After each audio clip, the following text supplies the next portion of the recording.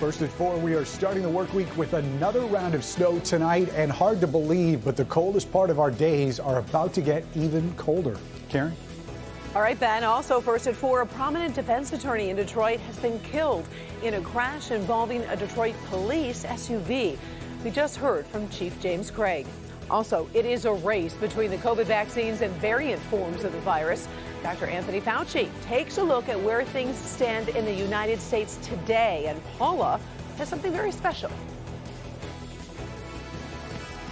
So what was it really like at the Super Bowl last night as a guest of honor? From the beginning, when we walked in, everyone was clapping for us and thanking us. We'll take you to the second row and all of the action.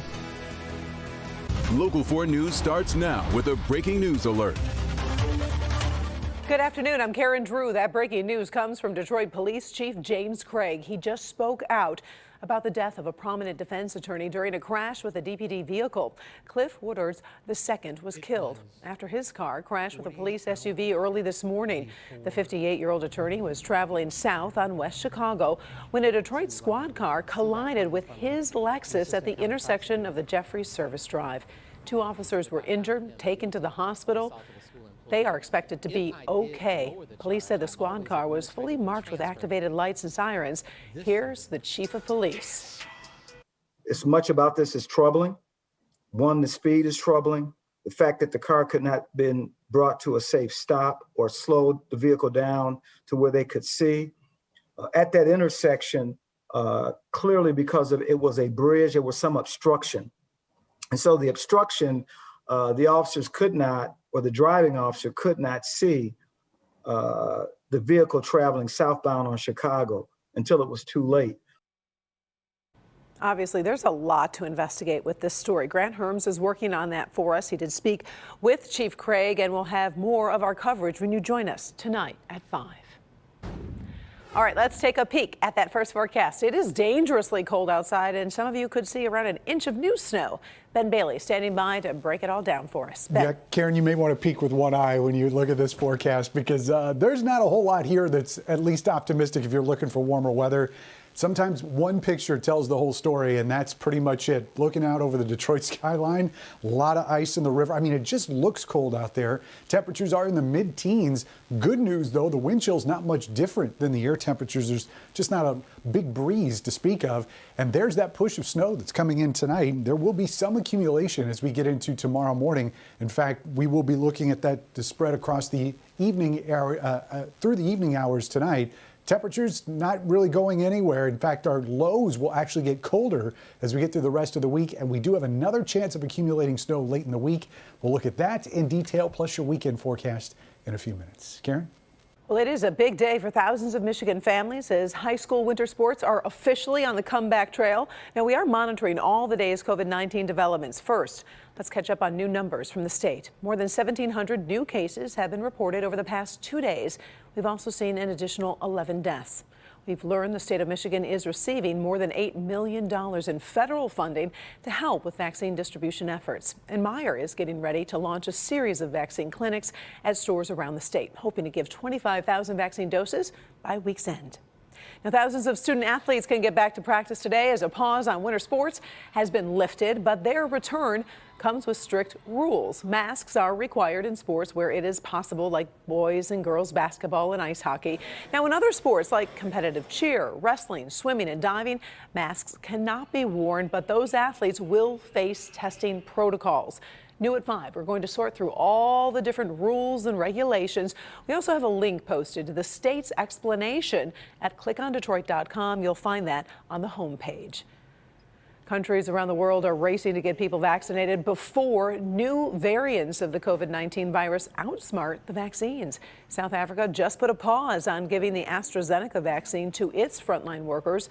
A new trial suggests it's not effective enough against the COVID variant that developed in South Africa. Now, here in the U.S., it is the British variant that could become dominant by March. Dr. Anthony Fauci is hopeful we'll be protected against that one. Encouraging news is that the vaccines that we're currently distributing right now are quite effective against that particular variant. Less so against the South African, the 351. but hopefully we will get the virus under much better control by the time there's any indication that that might become dominant. Dr. Fauci made those comments during the daily White House COVID briefing. We'll also have more from that briefing tonight at 5. Well, tomorrow, former President Donald Trump will face his second impeachment trial. Today, we are starting to get a framework of how the process will play out. Also, a sneak peek at Trump's defense strategy. Kimberly Gill in the newsroom with the latest. And Kim, this Senate trial seems like it will go more quickly than last year's. It does. And Karen, good afternoon to you. All along, Democrats have said the evidence in this case is easy to see, and this is a vote on whether the former president's actions rise to the level of impeachment. Mr. Trump's attorneys are expected to attack the entire process. The trial starts tomorrow with a debate and vote on whether it's constitutional to prosecute the former president. His legal team will argue that it is not constitutional. That issue will be decided by a majority, which means Democrats will push forward.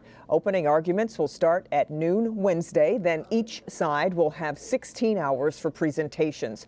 So right now, no witnesses are expected, and Trump himself has rejected an invitation to testify.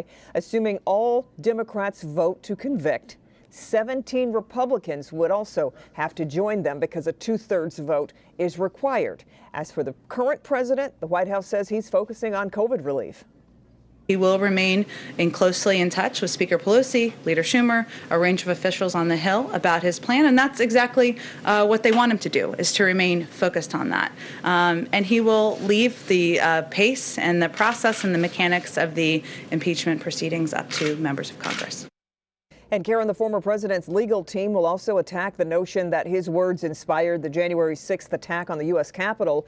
In a new legal brief, they call the entire impeachment an act of political theater. So stay with Local 4 and click on Detroit.com for updates on the trial. We'll have them here as we get them. Karen, we'll send it back to you. All right. Thank you, Kim. Yep. Well, most of the country is talking about the Tampa Bay Bucks and Tom Brady celebrating their Super Bowl win. But we are going to talk about one local frontline hero whose trip to the big game created some really special moments you didn't get to see on TV. Now, you met Carol St. Henry before her trip. Today, Paula Tutman talked to her once again. And Paula, she's still in Tampa this morning, probably just reliving last night, right? Or how about just staying warm, right? Start there with palm trees blowing in the breeze. Listen, whether or not your team won or you went to your usual Super Bowl gathering or that Super Bowl halftime show scared the heck out of you, listen, I think she is one of the winners we can all get behind.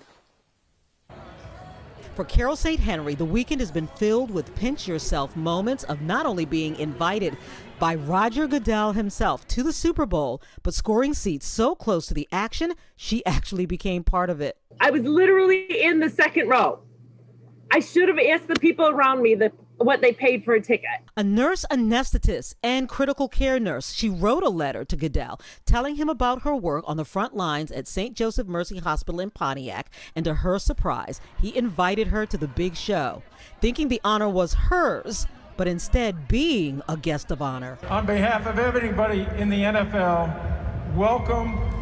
Thank you. We are incredibly proud of you. The NFL thanked us for doing our job. It's what everyone I work with loves to do. So we're being thanked for doing what we love. And I think that was the really, really special part. A lifelong Lions fan, yes, she wore her jersey to the game, and it paid off when Calvin Johnson was introduced as a Hall of Famer. He was in my end zone and he turned around and I went like this with my Lions thing and he pointed right to me. So that was super special. From the flyover with that stealth bomber being piloted by a woman to the first woman referee at a Super Bowl game. In that moment, it didn't really feel historic. It just felt great in that warm Tampa air and a moment to just feel normal again, even during that halftime show.